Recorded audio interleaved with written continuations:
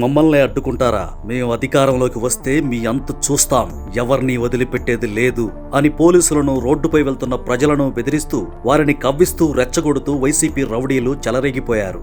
శాంతి భద్రతల సమస్యలు తలెత్తకుండా చూసేందుకు వారు ఎన్ని మాటలన్నా పోలీసులు మాత్రం చాలా ఓపికగా వాటిని భరించారు. అంతేకాదు, చంద్రబాబు, పవన్ కళ్యాణ్, లోకేష్ ను బూతులు తిడుతూ, సవాళ్లు విసురుతూ, రెచ్చగొట్టే వ్యాఖ్యలు రాసిన జగన్ ఫ్లెక్సీలను చూపుతూ అత్యంత పైశాచికంగా ప్రవర్తించారు. ఇదంతా జరిగింది విజయవాడ దగ్గర ఇబ్రహీంపట్నం చౌరస్తా దగ్గర.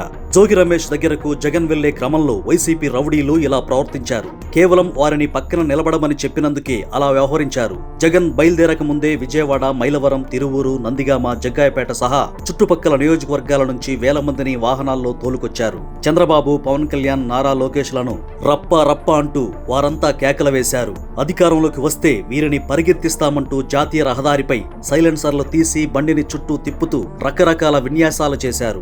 ఉదయం 11 గంటలకు బయలుదేరిన జగన్ నత్తలా సాయంత్రం 5 గంటలకు జోగి రమేష్ ఇంటికి చేరుకున్నారంటే కావాలని చేసినట్లు స్పష్టంగా అర్థమవుతోంది. ఈ 6 గంటల సమయంలో వైసీపీ అల్లరి మూకలు, రౌడీ షీటర్లు, వీధి గూండాలు గొల్లపూడి, ఇబ్రహీంపట్నం, కాజా, విజయవాడ, మంగళగిరిల్లో నానా బీభత్సం సృష్టించారు. కొన్ని సందర్భాల్లో తీవ్రమైన ఆగ్రహావేశాలతో ఊగిపోతూ చంద్రబాబు, పవన్ కళ్యాణ్, లోకేష్ ను నోటికొచ్చినట్టు ఇష్టం వచ్చినట్లు దుర్భాషలాడారు. మద్యం తాగుతూ రోడ్డు మీద వెళ్తున్న ప్రజలపై జులుం ప్రదర్శించారు. గొల్లపూడి, ఇబ్రహీంపట్నం వద్ద వందల మంది కార్యకర్తలను మోహరించి ట్రాఫిక్ ను కావాలనే అడ్డుకున్నారు. ఈ అరాచకాన్ని, వైసీపీ రౌడీల పైశాచికాన్ని ప్రజలే అర్థం చేసుకుని జగన్ లాంటి వ్యక్తి రాజకీయాలకు అర్హుడా కాదా అనేది నిర్ణయించుకోవాలని కోరుతున్నాం.